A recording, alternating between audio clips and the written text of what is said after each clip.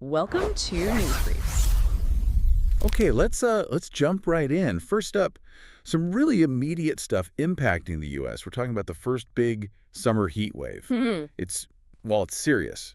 Over 200 million people are under alert right now. Yeah, 200 million. That's a huge number. We're seeing temperatures, what, over 100 Fahrenheit? Exactly. Places like Denver already hit that, and it's moving, towards the Midwest and the Northeast. And the authorities are really stressing this point, extreme heat. It's actually the deadliest weather phenomenon we face. More than hurricanes, more than tornadoes. Right. So, a reminder for you listening. Yeah. Stay hydrated, seriously. Avoid the direct sun if you can. Mm-hmm. And please, check on vulnerable folks' kids, the elderly. It's Yeah. not just about being uncomfortable. No, absolutely. It's a real health risk.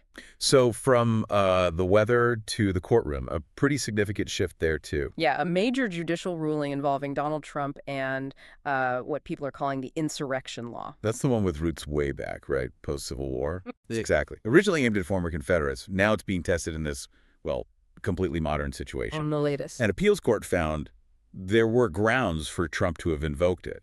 He celebrated that decision pretty quickly. But that's not the end of the story. Definitely not. California's governor, Gavin Newsom, he's already said he plans to appeal. So this could be heading to the Supreme Court then. Very possibly. Yeah. It really throws a spotlight on this whole debate about, presidential power during internal disturbances. How far does it actually go? Fascinating stuff. Okay, let's pivot to something maybe more directly hitting your wallet. Some key social and financial updates. First off, just a heads up, if you receive Supplemental Security Income, SSI, there's no payment coming in June. Right, that's important. It's because it was paid early, wasn't it? Yeah, exactly. It went out May 30th, so don't panic if you don't see it. Yeah. The next one is scheduled for July 1st. Good reminder. Yep. And tied into that, something else impacting Social Security benefits. Garnishments are back. Garnishments for what? Specifically for federal student loan debts. They can now legally withhold up to 15% of your Social Security benefits to repay those loans. Wow, 15%. Is there any protection? There is a minimum protected amount. They have to leave you with at least $750 per month. Okay, but still, 15% can be a huge hit for people. Oh, absolutely. Especially for those on lower or fixed incomes, it's going to have a significant impact, no doubt about it. Okay, let's broaden our view now. Moving overseas to some pressing international matters. Yeah, things got pretty tense between Iran and Israel again on June 20th. What happened? We saw reports of attacks going both ways. Israel apparently struck military targets inside Iraq. Reports mentioned missile factories. And Iran's response? Iran reportedly hit cities in Israel. Beersheba and Haifa were named. But the really worrying part seems to be about civilian sites. Exactly. That's what escalates the concern. Iran reported a hospital was hit. Israel reported an impact on a child center. That's awful. And the diplomatic efforts? Stalled, unfortunately. The rhetoric from both sides is, incredibly harsh. The risk of a wider conflict feels very real. A lot to watch there. Any other global hotspots or major developments? Yeah, a few quick ones. Fighting is still really intense near Sumy in Ukraine. Okay. Down under, Australia is moving ahead with a pretty controversial plan, banning social media for kids under 16. Wow, that's a big step. It is. And in the UK, Parliament just approved a euthanasia law. That was after a really close, very emotional debate. Right. And one more in Colombia, an important labor reform, something President Petro's government has been pushing hard for, has been approved. So lots of political and social shifts happening globally.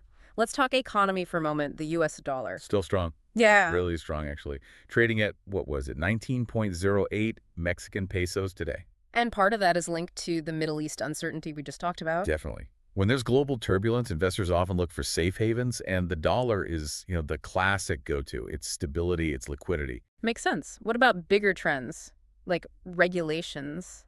Well, we're seeing a definite move towards stricter anti-monopoly rules globally. Look at the U.S. Department of Justice. They made Safran sell off about $1.8 billion in assets. Why? It was a condition to approve Safran's deal to buy part of Collins Aerospace. The goal was explicitly to protect competition in that sector. Interesting. But then on the flip side, the Nippon Steel purchase of U.S. Steel was approved. Right. So it shows things aren't always straightforward. It's complex, sometimes seemingly contradictory moves happening in the corporate world. Okay, shifting from finance to science and tech. Anything catching your eye? There's a really interesting symposium happening in Almeria, Spain. It's called Greensis. Greensis, what's the focus? Advanced Tech for Sustainable Greenhouses.